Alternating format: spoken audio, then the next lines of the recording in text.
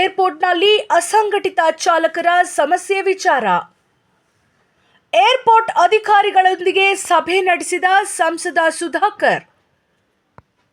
ಸಭೆ ಮುಗಿದ ನಂತರ ಮಾಧ್ಯಮಗಳಿಗೆ ಸಂಸದ ಸುಧಾಕರ್ ಹೇಳಿಕೆ. ಅಸಂಘಟಿತ ಚಾಲಕರ ಸಮಸ್ಯೆಗಳ ಬಗ್ಗೆ ಅಧಿಕಾರಿಗಳೊಂದಿಗೆ ಚರ್ಚೆ ಮಾಡಿದ್ದೇನೆ. ಪಿಕಪ್ ಪಾಯಿಂಟ್ಗೆ ಮೊದಲಿನಂತೆ ಯಥಾಸ್ಥಿತಿಯಲ್ಲಿ ಕಾಪಾಡಿಕೊಳ್ಳುವಂತೆ ಸೂಚನೆ ನೀಡಲಾಗಿದೆ. ಈ ಬಗ್ಗೆ ನಾಳೆ ಸಾರಿಗೆ ಸಚಿವ ರಾಮಲಿಂಗಾರೆಡ್ಡಿರವರು ಸಹ ಸಭೆ ನಡೆಸಲಿದ್ದಾರೆ. ಇನ್ನು ಒಂದು ವಾರದಲ್ಲಿ ಚಾಲಕರ ಸಮಸ್ಯೆಗೆ ಸಂಪೂರ್ಣ ಪರಿಹಾರ ಸಿಗಲಿದೆ. ಅಸಂಘಟಿತ ಚಾಲಕರಿಗೆ ಭರವಸೆ ನೀಡಿದ ಸಂಸದ ಸುಧಾಕರ್. ಟರ್ಮಿನಲ್ 1ರ ಪಿಕಪ್ ಪಾಯಿಂಟ್ಗೆ ಅಸಂಘಟಿತ ಚಾಲಕರಿಗೆ ನಿರ್ಬಂಧ ವಿಧಿಸಿರುವ ಏರ್ಪೋರ್ಟ್.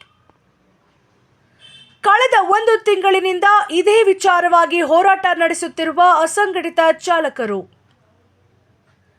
ಚಾಲಕರ ಪರವಾಗಿ ಇಂದು ಏರ್ಪೋರ್ಟ್ ಅಧಿಕಾರಿಗಳೊಂದಿಗೆ ಸಂಸದ ಸುಧಾಕರ್ ಸಭೆ.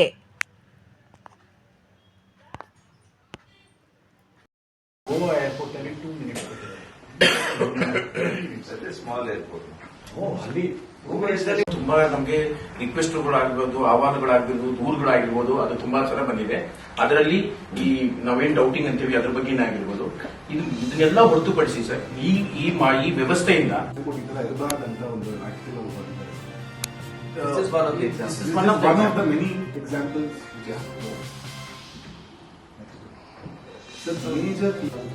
ಪರ್ಸನಲ್ ಪಿಕಪ್ ಡ್ರಾಪ್ ಮಾಡ್ತಾ ಇದೀವಿ.